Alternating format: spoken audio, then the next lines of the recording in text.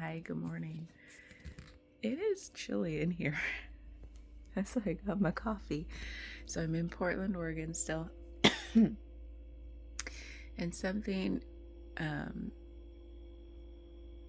just made me want to do a little video journal, I think, because it's 2 days of training have passed and now we have 3 more days. And so I'm coming into this middle area, this middle land of the training, and I've been through a lot of trainings in my life. I've been through several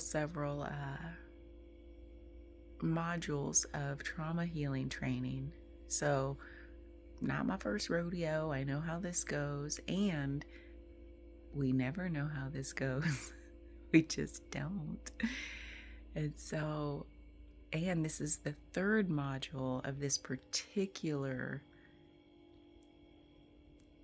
brand, flavor, type, style of trauma healing training. That this is cuts through so much BS out there in the world. This stuff is the real deal. It's doing deep, profound work. It's our instructor kind of described it even up till now, what we've been doing, in some sense, you might call it even somatic work and trauma release exercises and all that stuff out there in the world right now. It's the analogy or metaphor is we've been doing some remodeling, all the tools, all these, I wouldn't call it a modality. It's not something you can put so much structure around. But it's all these tools kind of feel like remodeling a bit. Okay, we're gonna fix up this room and we're gonna to me, I thought of the analogy of we're going to do enough to make your house livable, so that you can move in and feel a little bit comfortable in it, if you think about your body as a house. So what we've been doing is we're doing good work, and now your house can be lived in. And then where we are in this final module is, she's now we're gonna come in, and she did this motion, put down my coffee, and she kind of said, we're gonna come in and go to the foundation, just that everything's built on top of. And I so appreciated that analogy, because that's what it feels like. We are getting to the core, deepest, the depths of trauma resolution, the stuff that our lives were built on, our entire personalities and behavior patterns are built on. And so when we the foundation, everything else can readjust. It can reorganize around a new foundation, so your house is stable, sturdy for the long run. You can live in it forever.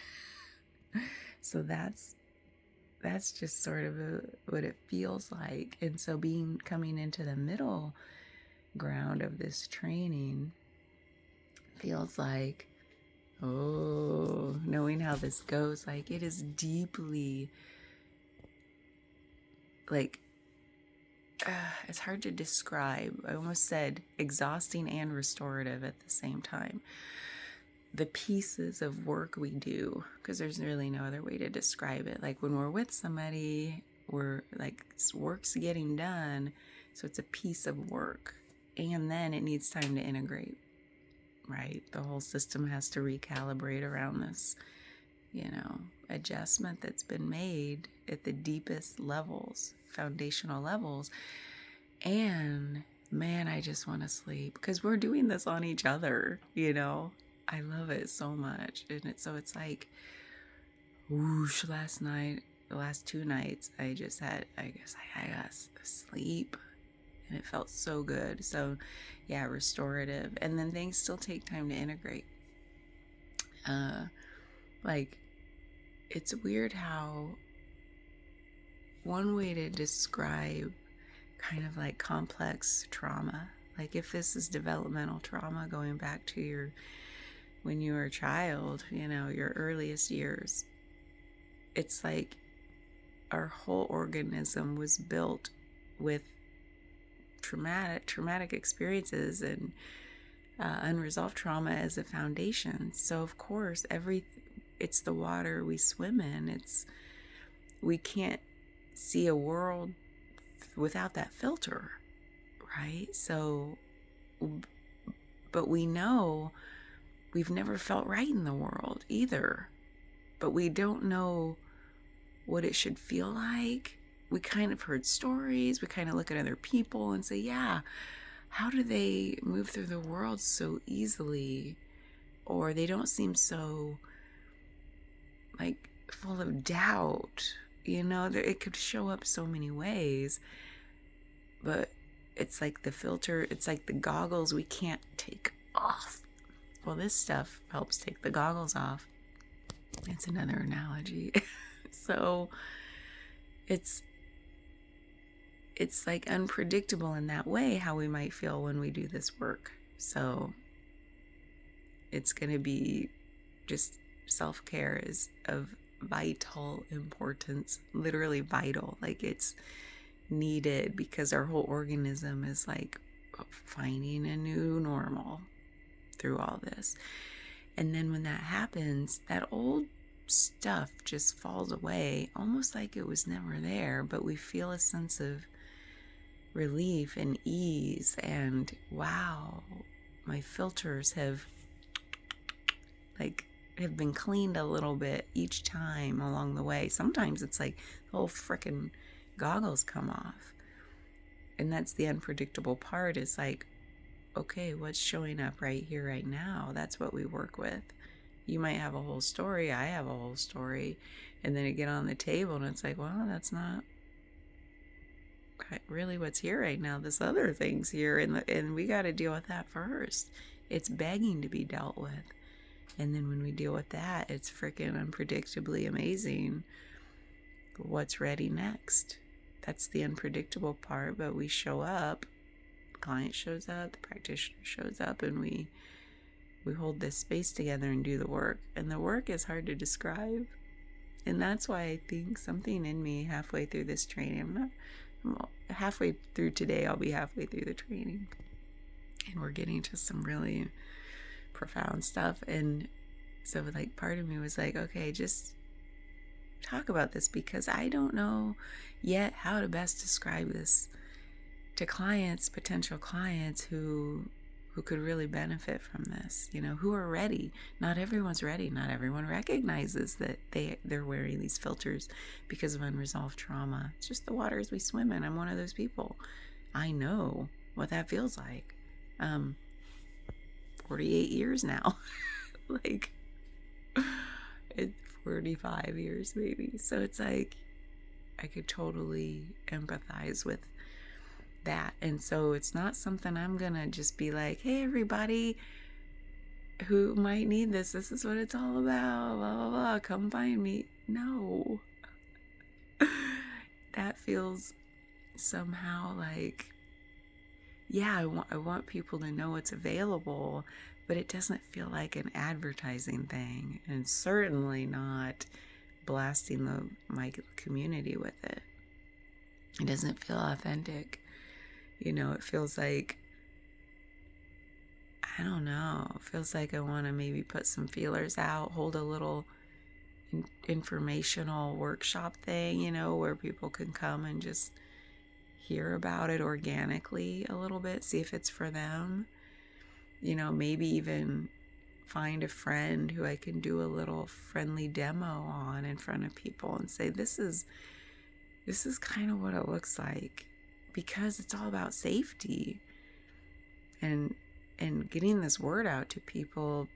People inherently are not going to feel safe, and it's all, and a huge part of this is about allowing the body to feel a restored sense of safety. And so when it feels unpredictable, like what might come up and how might we move through it, and oh, you're a new person, like I don't know you, like from the client perspective, they don't know me, you know, it's like it requires a lot of upfront trust and hope that something can be resolved.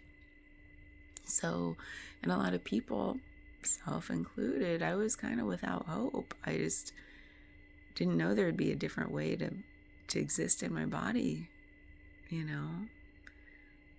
So, and I've had people come to me and they are just at their some are really at their wits' end of the road, like last chance. And that those are the people I want to reach. Like when talk therapy hasn't worked, or it worked so far and then it just can't do the rest. And I have several clients who've expressed that very thing. And so those are the people I feel more like most called toward, is like, if talk therapy is working for you, do it. If nothing is working for you, like if this doesn't resonate with you, it's not for you, you know. It's like, don't try it just to try it. Although that's kind of interesting too, because I'm one of those people who would have said, I'm good, I don't need this, but oh, let's try it. And then if I felt something, I'd probably be like, holy shit, I do need this, you know. So I just felt like trying to start to express this stuff is like habit making. Like, how do I express what is so hard? Even other students in my training who are like very seasoned practitioners in the therapy world, like there's a mix of us coming from the body work world and a mix coming from talk therapy. So everyone has this, like, and there was a question asked like the first day. It was like, what's your elevator pitch for this? How do you even start to talk about this to people, to like signal to the world like what it's about, who it can help, and that way that signal can resonate out there and reach the people and resonate with the people it's meant to find. So maybe this is my way of trying to figure out a friggin' elevator pitch. The stuff that's happening, I'll share. It's all anonymous, so I'll share. Like yesterday, I think examples are helpful, because otherwise we're talking in the abstract, and it's so, with something like this, to talk in the abstract is helpful to a point, and then it's like, what is that? What are you doing? And then even that's only helpful to a point. And I think a demo, like, I just love that. I just thought of that, but I just love that idea, like a little workshop demo of like what it can look like. I'd need a really good friend who's okay being like pretty darn vulnerable in front of a group of people, you know, in a safe environment. We would make sure to not go too deep, but the unpredictable part is we don't know really. We can titrate and like be very careful, but it's really up to the client's system, like what's ready to be resolved and revealed and all of let go. So anyway, this example yesterday, I was working with a woman. I was a practitioner. She was in the client role. And this training is all about, the focus is on the and for the practitioner. We're not here just to do our own trauma work, like resolve our own trauma, although that just happens as a byproduct. The focus is on all attention on the practitioner and supporting the practitioner in their learning. And the observer role, we're always in triads. So there's like a practitioner. I heard something. There's a practitioner, a client, and an observer. So the focus is on And when we debrief afterwards, after the piece of work, after the session, we debrief, and it's all about what did the observer learn, what did the practitioner learn in the practice. And then, yeah, we hear from the client as well, because it helps to hear like what's happening from the inside. Sometimes we talk about it like what's happening from the inside, what's happening from the outside, what's being perceived from the inside, what's being perceived from the outside. So all of that helps everyone in the triad. So I was in the practitioner role, and my client on the table. What we were doing is working with the diaphragms, and there's the body's full of diaphragms. It's not just the respiratory diaphragm we think of, but we were working with the respiratory diaphragm and some other areas. And long story short, there was so much restriction in the system that happens when we have unresolved trauma. Like there's a clamping down. We don't even realize it a lot of times. It's like for myself, sometimes I have trouble getting air, getting a deep breath, because my diaphragms have just clamped down my whole life to like contain. Remember yesterday we were talking about containment? Oh my God. Then yesterday all through training we're talking about containment. I'm not surprised. Universe. I need to get on this coffee. It's cooling off. So anyway, by the end of the work, everything had maybe not everything, but so much had softened, opened up, and the breath was easy. The other tension patterns through the body that were connected that we would have never known were connected. Never had an inkling. Even in the client's own body, there was not this awareness that those things were connected. And then those things it has like a ripple effect. Like the diaphragms in the body, we talk about resonance. We work on one, it resonates with the other nearby diaphragms and beyond it, and it has this ripple effect to soften. And we know that through like all the membranes, all the fascia. Like the body's just a freaking amazing organism. It's not just muscles and bones, people. That gets too much focus. And I'm a massage therapist. I'm like, I just want to focus on all that other ooey gooey soft tissue now. So anyway, that was profound in the session. We were like, whoa. Then we catch up at the end of the day. A lot of times passed. That was in the morning. Then at the end of the day, we catch each other in line at the restroom, and she's like, hey. What was funny is you get into this, like, it can be a little disorienting because the whole body, it's like finding a new normal. You feel like a new organism, like a new person in different ways. Like, you know how like I'm someone who's always said I have like poor memory, and that's a trauma response too, just like a side effect of developmental trauma. And there's so many side effects. God, I could go through a whole list. I might do that too and say like a little like infomercial. If you suffer from blah blah blah blah blah blah blah blah blah blah blah blah, this might be for you. I'm not gonna do that. So anyway, at the end of the day, we catch each other in line in the bathroom, and she's like, did you work with me earlier? And I was like, yes. And she's like, oh my God, you're right. I'm so sorry. She looked like she was just coming out of a daze. And it was wild because comparing her whole thing, her whole visage, her whole face, body language, everything, demeanor, everything had softened in such a way from when I met her in the morning till meeting her at the end of the day, that I was like, she's just seemed like a different person. So of course I laughed because I would seem like a different person to her, because it's like waking up out of a dream. It's like waking up out of a dream.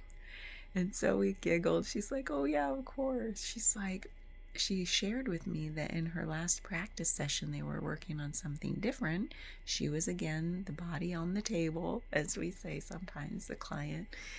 And she was expecting, we were working with deep shame from like like not the healthy kind of shame, like the toxic, traumatic, developmental kind of shame, the foundation that our whole lives are built on, that keeps us in self-doubt and second guessing ourselves and like us against the world and all the things. So she's like, yeah, my practitioner was like, you feel so open, so soft, there's nothing here to work with. And she's like, yeah, there's nothing here. There's not my usual shamey stuff showing up. We weren't even, the focus point of our morning training wasn't even to focus on shame. It was just other stuff. But with developmental trauma and all this stuff, it's also interconnected. The mind can't figure it out. It's not like me as a practitioner could go in and say, here's what we're doing today. We're going to get right at that very specific thing in your story. And the way it shows up, the way you think it shows up in your body. And we think we're pulling out that one icky, stinky part and setting it in the garbage, so that the whole body isn't stinky anymore. That's a terrible analogy. But, you can't just tease out one thread. It's all like one big ball of yarn in there. Sometimes it feels like a knotted up ball of knots. And so you can't untangle that one little thing separate from the rest. And that's what we're really getting at in Module 3. It's also interconnected. So when we did some diaphragm work, apparently it helped resolve some shame work, some of that deep shame. And who knows what today will be like for that particular person. Maybe it'll be back, because that's the other thing. We do a lot of work in these trainings in a short period of time that the body may have just been like, no, that's enough for today. We're not going to even present anything else. So don't even come looking. No, we're good here. And we respect that deeply. Like, we're not just going to go digging around and tinkering with things. There's a deep, deep honoring of you. So, I don't know. I guess that's what I wanted to talk about. Is just how, and it's like a reminder to myself. This goes back to that humility I'm always talking about. The humility, the humility in showing up for someone else and holding that containment, the container that they can feel safe in, to help to like bring about fundamental changes. Shifting the foundation can be a scary thing if you don't feel contained. And then the humility of service, in service of something, someone else, some piece of work that can feel it can feel wild, y'all, but I feel like I definitely have enough skills to not let the wild run wild. It's like, I know the feeling in my feet, like there's so much, it's wild. I'll share that too. There's just so much we feel about where we might be going that we're like, okay, let's take the foot off the gas, let's pump the brakes. There's ways to do this stuff where it's very safe. We call it titrated, like just little bits, because we do little bits and then the work continues to unravel. It's kind of like craniosacral work. This is very much like craniosacral and somatic experiencing had a baby. That's what we're doing. So that's why I'm gonna start to blend this into just one type of session, and then you show up, we see what's needed, and then I bring all the tools. So just know, if you are a client of mine, my menu is going to shrink down into just some sort of trauma resolution session. I don't know what I'll call it yet. Maybe Shift will still be the name. It's just going to be a much simpler menu of items. It's where I've been wanting to go for the past year anyway. So, but there's this, there was something I wanted to circle back to. Hold on. I'm going to take a sip of coffee. Humility. Yeah, humility of in service of others, in service of the work. And then there's this humility in like when I'm the one on the table and sharing a bit of my story to say like, here's what I want to work with. Here's something that shows up in my life that I want to resolve. The humility in, yeah, that might be my story, but my body might have a different story. It's like the humility of like the ego mind that says, I know this old trope. I know how I am. I know my dysfunctions, my patterns. You know, like last year when I kept saying like, I'm just sick of my shit. It's like that kind of knowing. It's truthful. Like there's a way we really do know ourselves. We know ourselves so well. And the humility in trusting that our body might have a slightly different version of that story, and to allow it to be expressed when we get our other our mind stories out of the way. So I showed up on the table. This was amazing, y'all. And this is me being vulnerable, sharing my little, what shows up for me in my life. Oh, I'll do that all day long if you let me. I have so much to talk about. So much that I've resolved and has yet to be resolved. You know, it's like we're never done. We're never done. We can feel done for long periods of time though. And then even the people who grew up without developmental trauma, there's stuff that happens in life that sticks. Like stuff might happen today that gets on me, and then I'm like, oh, let's do a piece of work. Oh, good. No, I was able to, So it's like, of course we're never done because we're never done accumulating the sticky stuff, But some stuff like the developmental stuff's where my heart is. It's like the foundation. It's not just sticky stuff. It's like our whole insides feel sticky. We're made of stick. So I get on the table yesterday, our first practice session. Oh no, on the first day. That's what's wild about these days. They get weird. Like, what day is it? So I try to take good notes about who I practiced with, what we were working with, blah, blah, blah. So I think it was day one, first practice session. And for me, I have stickiness around men. Yes, I will admit that. There's like this aversion because of my history, and I know a lot of women out there will resonate. There's just this, it feels just like part of who we are because stuff happened to us at a young age from men, men perpetrators. So just know I don't extrapolate that to all men. Hell no. I have myself a good one. My husband is like freaking amazing. So I know there are good ones out there who do good things in the world, who don't do bad things to women. So, but my whole developmental piece was around, like, my childhood trauma is around male perpetrators. That's a big part of it, like a giant part of it. And so, of course, I'm in a practice position where I am a client with a male practitioner. In the real world, I know myself. I wouldn't seek out a male practitioner.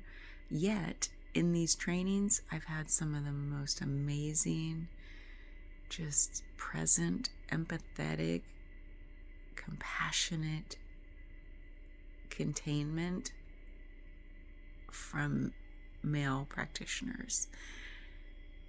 But I know they wouldn't be my go-to. I just know myself. However, someday I might challenge myself to seek out someone.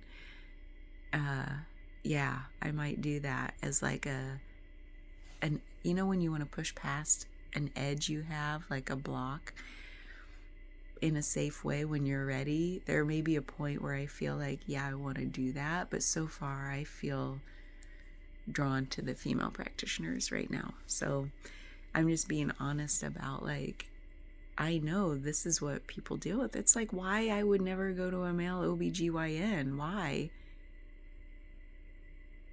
There's something about when you have the anatomy yourself, you feel stuff, you know the feeling of that from the inside. OBGYN, male OBGYNs only know what it's like from the outside. I want the full experience of somebody. I want to be in the hands of somebody with the full experience. That's what I mean. And even that is like this part of me that says, okay, maybe someday I'd be ready to be in the hands of a male practitioner, OBGYN. But no, not yet. You know? And there are good ones out there. I've gotten a lot of great referrals. I'm not ready yet, y'all. So anyway, I just wanted to paint that picture that it's not about gender or gender identity. It's about what it feels like from the inside and from the outside. And trusting that there's a whole different depth of wisdom that comes when you have the both and I want to be in those hands when I'm in my most vulnerable states. And I say that because I want to remind myself that like people are coming to me with that feeling too, and just may not be able to express it. So it helps to be expressed. So I was on the table with a male practitioner the first day, and part of me was a little bit like, okay, take down your armor, set it aside. We're in a learning environment. Everything's fine. This is a safe place. I'm good at that. I'm good at suppressing my own self. I'm very good at that. Like I've had that whole foot on the gas, foot on the brake. I'm good at putting on the brake. You know, that's my problem. It's like, if you want to call it a problem, it's my pattern of like over braking my whole life. So I set all that shit aside. I am totally fine, on the table. So, and he is very gentle, very present with me. He's holding a very nice container for me. I feel safe. I feel very safe. And so I trusted him. Like I told my story. I said, this is what I deal with. Here's where I think it comes from in my childhood. And I know enough to not say this is where it comes from. It's like I have an inkling, maybe some intuition that these are related. My story, like what shows up in my body, I feel like it could be related to this part of my story. That's kind of what I mean. Like it's meaning making. It's like this shows up in my body and my brain says it totally makes sense, like that it would be related to this thing that happened to me in childhood, right? So what were we working with? I felt like it would be this, oh yeah, the breath thing. Like I thought we were going to work with that. I said I would like to see what's here about the constriction around my breath, and I think it's due to this thing from childhood. So he was so good about trusting what he was feeling in the here and now. What's here right now? That's what's so important. And that was such a reminder. It's not about following the story and go hunting for like what might feel like the story. It's not about that at all. It's like, what is the body whispering? Like, hey, no, yeah, we might get to that later, but like little twitches, there's so many ways to like sense in, and with the touch. This is touch skills training for trauma therapists. It's all about touch. And he was so attuned to my body, what my body was whispering to him versus what my mouth was saying to him. And he honored what I was saying. But what was most important was like what my body was saying. And I loved that so much. It made me trust, all my armor was down. I was like, yeah, dude, go for it, And what he felt was like this, he called it the bridge. And I'm like, oh my God. And this is the magic of working with a practitioner. I'm like, oh, now I have the skills. I can do this shit on myself. It's not the same. It's not the same. Because my mind would come in and say, this is what we're working with. And then my body would be like, because the mind is so powerful.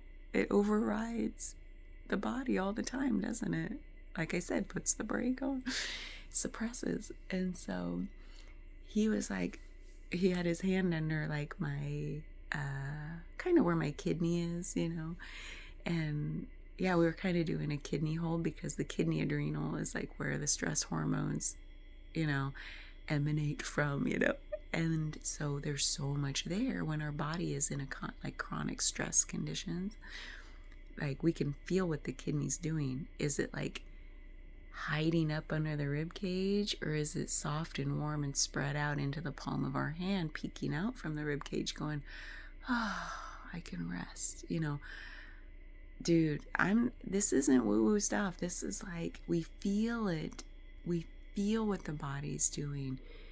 Would you ever think, oh, my kidneys are crawled up under my rib cage because my body's in a state of like chronic stress all the time? It's like hiding from the world, just pumping out stress hormones in my body. It can't descend and relax and be at ease. Like the kidneys. This is like traditional Chinese medicine. They've known this stuff for 5,000 years. Anyway, so he has his hand under my kidney and he's like, I feel a bridge. And part of this practice was to have an interrupter. We call it punctuation. Like almost like, it's not a startle response, but it's like this is usually, there's this following, allowing, like very like in service of kind of vibe. And then this particular practice was about when the body does what the body does, and no amount of being present with it is going to entice it to do something different. It's in its pattern and the pattern is going, and it's like an interrupter. And so she's like, it might feel weird to be firm, and like the client might feel like you're being bossy, and so you might need to describe that, hey, this session might feel a bit different. I might have to be a little bit bossy, but just trust it's part of the process, and you might feel frustrated. It might be surprising. Are you okay with that for this session? So there's like education about it. So, and it can be done in a very funny way. And we were playing around with like different, bringing in humor, because humor is so healing. And so he's like, yeah, your story, but I feel a bridge here, like his hand and my whole back. Apparently, I didn't feel it. I thought my body was gently laying on the table. I felt his hand supporting me. What he felt, that's what I felt from the inside. What he felt from the outside is like, here's his hand, and my body was making a bridge over it, like trying to avoid it. Yeah, that's what I do with male touch because of what happened to me in childhood, right? So that's just natural. I'm like, dude, get your fucking hands off me. That's what my body was saying. But every part of me was like, yeah, I feel good. This is so comfortable. Yeah. So again, back to the filters, the waters we swim in, feeling so disconnected. I felt connected to my body, though. That's the thing. That's what's hard to communicate, to say, this might be for you. Because you might be like, no, I'm good. I feel like my partner and I, we have wonderful touch, connection. I don't feel like embracing against the world. Like, we are blind to it. It kind of reminds me of white privilege. That thought came in yesterday of like some of my my operating system, the stuff I was built with, is white privilege, right? Skin color, where I grew up, not a lot of diversity at all, no exposure to like that, to race, identity, politics stuff. And so it's like I'm blind to it. My mind says, oh yeah, this is the stuff we are sensitive to now. And stuff I've always been sensitive to, some stuff, and new stuff that came with the Black Lives Matter. When that movement started to really come into the public consciousness, then I was like, holy fuck, I am blind to like so much. And I'm still blind to so much because of the skin I was born in, the waters I swim in. Like every day, it's like this. When I'm in groups of people, different groups, there's more awareness that can come in and be like, oh yeah, clean off those filters, So it's like, it's so relatable, right? To so much that we are just blind to, because it's like a fish doesn't know water. It wouldn't be able to point and say water, water, water, water. It's like closer than skin, as close as skin. So anyway, I just love to paint vibes, so it's like really like, you know what I'm talking about from a felt sense. And so I guess it's the poet in me. So there's like that bridge. When he brought my awareness to it, I was like, whoa, you're right. And then my body was able to like sink deeper into his support. And then I felt such a big difference. I didn't feel it from the start. He had to bring my awareness to it. And that's the beauty of having a practitioner who can trust what he or she is feeling. He felt my bridge. My body made a frickin' bridge over his hand. I was like, holy shit. And then my body to make that adjustment with the help of my awareness. And then the body to feel something different was like, whoa. I brace against everyone's touch then. Probably not just males. Like, I wonder what my hugs are like, I can't wait to go hug some people. He got rid of my bridge a little bit, I can't wait to like feel the difference out in the world. So anyway, all we didn't even deal with the breath stuff. We didn't deal with that old story that I know so well. Our piece of work that moment was just working with the bridge. And oh my God, it had like a ripple effect. I felt like it did ripple up through, as a byproduct, it rippled up through the diaphragm, and it got to some of the tension I always feel in other places. And we were so far away from that. So as a body worker, it's just a reminder. It's stuff we already know. We should know if we had decent education. And I did. I had the best education. So like, we already know this, like where the problem area presents itself, the pain, the discomfort, the tension, is not necessarily the root that we're trying to get to really resolve. Yeah, you can, like, if I said, yeah, my jaw always feels tension, or, the typical, like, hey, just get me right here. Here's where it shows up. Okay, yeah, we can make this area feel good, and you might feel some relief for a while, but then we trace it down, and it's like, dude, there's like so much tension in the pelvis, or she's got tight hamstrings. I don't know. It could be anywhere, but we trust what we feel in body work and follow it. And it's not a one and done session usually. I'm working with some people where it's just so chronic, has been going on so long that it's like layers upon layers upon layers in the body have like formed tension patterns. And we work, and then the next session I'm like, things feel so different that it's like, I see this as such a common thing. There's so much broad tension sometimes in the chronic cases. It's like thick and dense and like spread out. Like this muscle usually has more definition, but there's just this broad tension patch, or whatever you want to call it. We work with that. Next time they come in, I'm like, oh my God, now I can start to feel definition between musculature, and each one of those muscles feels like it's holding so much. And then we work that, and then we get into it, just gets more precise, finer detail as we work. And then sometimes it's like that until we can finally feel the root of where like, oh my God, there's like the biceps, the tendons here are just like holding on for dear life, and it's causing this here, like maybe where the delt connects into the deltoid tuberosity, like feels like it's just like gripping for dear life because it's doing so much work. It's like stuff like that. So of course that translates into the trauma world, because when we're bracing against the world, it's not like we pulled a muscle doing something.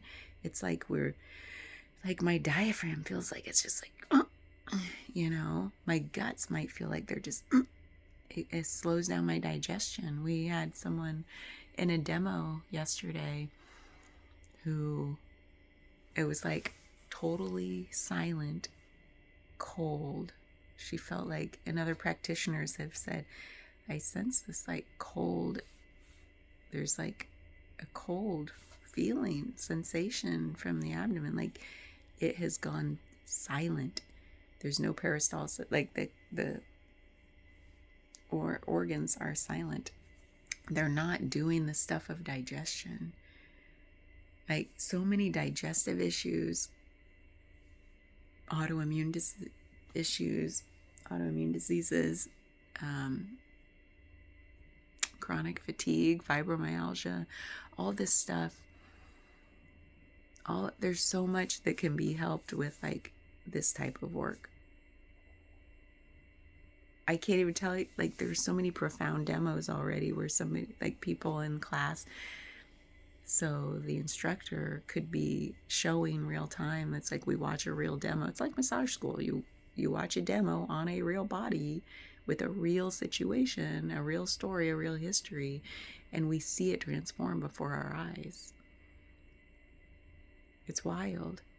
And it can be for anything. A lot of us are like, no, I'm good. It's like comparative suffering. And when people say big T, little t for big trauma, little trauma, that's bullshit. If you hear that out in the world, call BS on it. Call BS. There's here's an example. Here's an example, and I want to end with this because I feel like it's so important, because it fires me up. It makes me so fired up. I'm not angry, but I'm fired up that because the big T, little t goes back to comparative suffering. It's not helpful in our world. It keeps people in cycles of shame and hiding. And this wasn't talked about in training, but it's just something I feel so strongly about, that I feel like that's something I want to bring to my practice, especially in my little community, because we keep each other in line. Like in the Midwest, there's this whole like keeping each other in line sort of vibe. If you know, you know. And that happens through comparative suffering. So you might think, I don't think this, but one might think, like here's an example. Yesterday we were working with a client, and his story was one of just like, you might think it's so simple, like a father doing this to a son. No, don't do that. Or and some other verbiage was said, but this whole, it's like old school parenting, right? Like, no, because this means it's like some identity was formed in this, like the parent saying, no, don't do this, or I'll think you are XYZ. Like in our world in the Midwest, like with my father and upbringing, especially towards his sons, my brothers, it was like, only sissies do that, that sort of thing. It's like tying shame with identity instead of just behavior that can be repaired, So anyway, think of it like that. You might think, oh, so simple. That happens. It's like in the Midwest, sometimes you get this vibe of like, suck it up, buttercup. We all grew up that way. We're Gen X. We don't fucking give a shit about anything because we grew up in the wild streets of whatever town, it's like, it's that like keeping each other in line, because it's like, it's so toxic. There's no softness about that, is there? There's no vulnerability. There's no truth or honesty to it. It's all bracing. It's all guarding. We know it. I don't have to go into it. It feels like to explain it in depth feels like it's useful. And right now, I just want to say, let's just fucking leave that behind already. I think we're to a point, 2026, it's time to get soft. So anyway, express our, innate, like, tenderness that reveals so much. So anyway, you might think, oh, that's nothing. We all, like, had some form of, like, no, don't do that, or else, blah, blah, blah. And it felt like, oh, I don't want to be that person.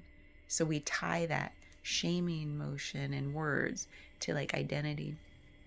So you think, oh, that's no big deal. And so there's that piece of work getting done. So much this person was able to, like, so much reorganized in his whole system. There was this newfound sense of, like, self-worth and strength by the end of it, and just, like, yeah, and boundaries, and, like, the whole thing. It was wild right before our eyes. Compared with, in the demo, this woman was, like, so brave. And I don't like that word either, because it's like, it's another comparative thing, right? So just to say, like, to compare myself with her, like, to get up on a table in front of, like, however many people are in class, 40, 50, I have no idea. It's a pretty full room, but intimate enough to, like, still feel, like, really safe, and get to know everybody. So her story was just, like, the amount of trauma in her life just went on and on and on. She could have spent an hour just listing all the things. And she's like, well, this is enough. And the instructor, they were kind of making, that, like, compassionate, joking way, like, oh, that's all.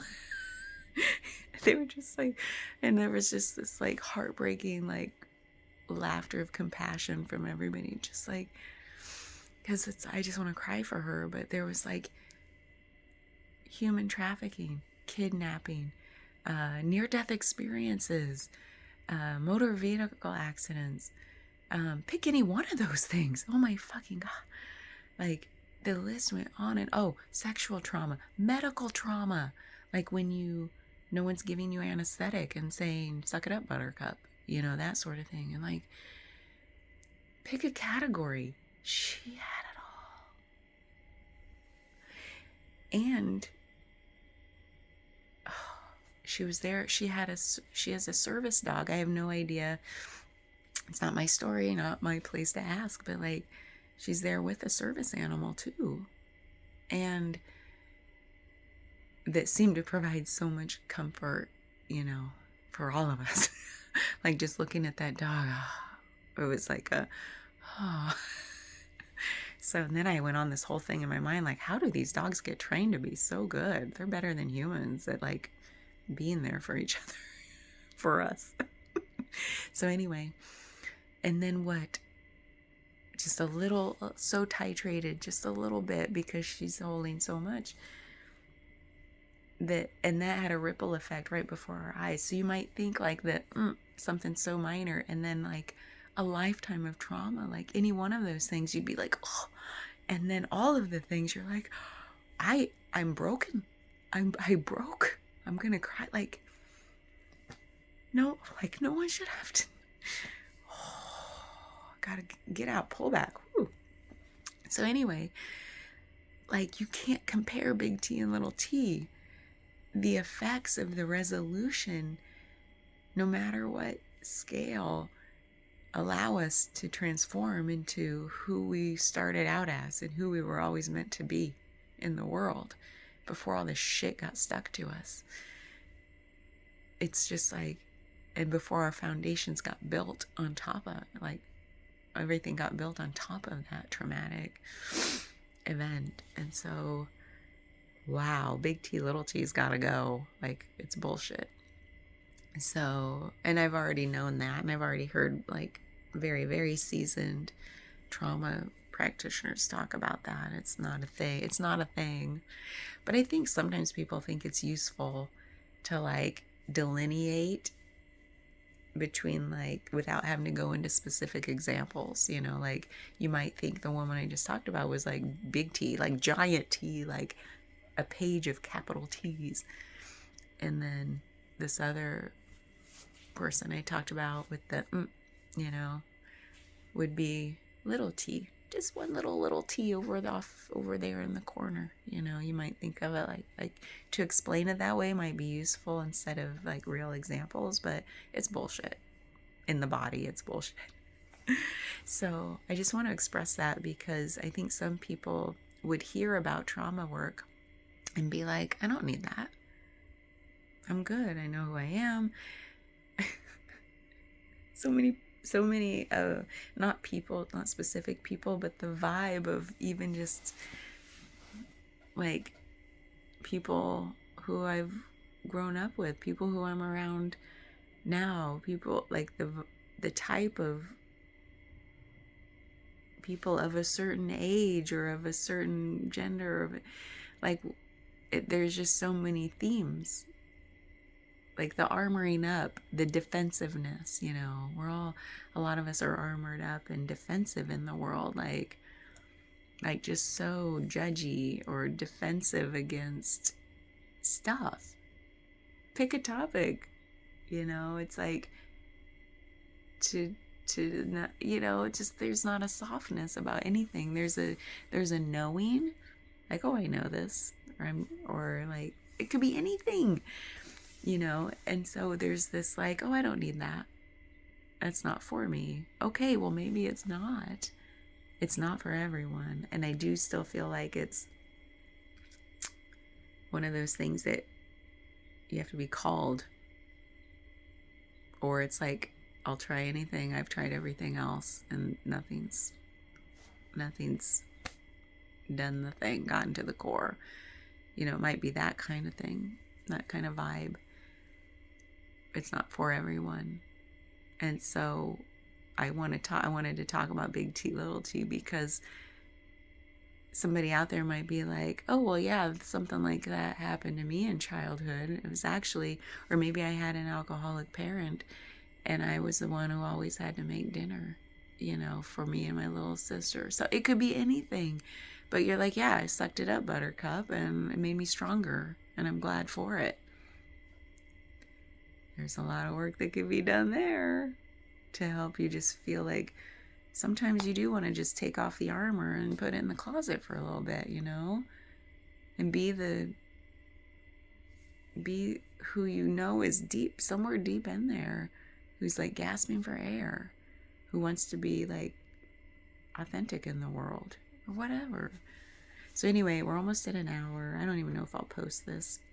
I really just started to do it as like let's try to like digest as much as possible what's been happening in my organism, in my mind, through these training days, as we're going into the halfway point where like things can get really deep and exhausting. We're working with shame, y'all. That's like such a part of my foundation. I know I'm going to be exhausted tonight. I've already got leftovers ready. I don't have to do a thing.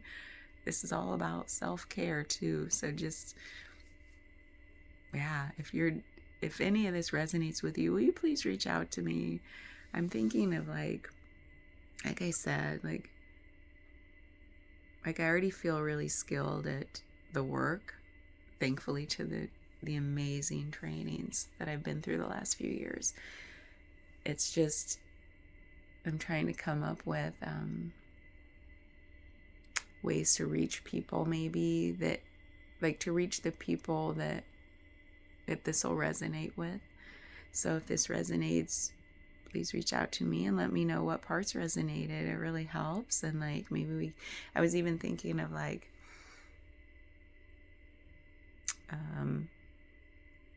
it's rarely a one and done, right? But it doesn't need to be a weekly thing. Like sometimes sometimes something feels so done, the next thing doesn't present itself till a month later or a year later, right? But I was thinking about how to make this more accessible to people, more like it's here when you need it, and it can be accessible financially too. You know, it's a lot of people, they've been through so much and have sought so much healing. It's kind of dwindled the resources, and I totally appreciate that. I get it. So, like, things are expensive. So, I want to try to make this accessible in all the ways. So, well, yeah. So, I'd love to hear from the people who it really resonates with, like, yeah, because that's where it really matters. I can dream up all the stuff in the world, like, yeah, let's put together this package at this price and like try to describe it this way.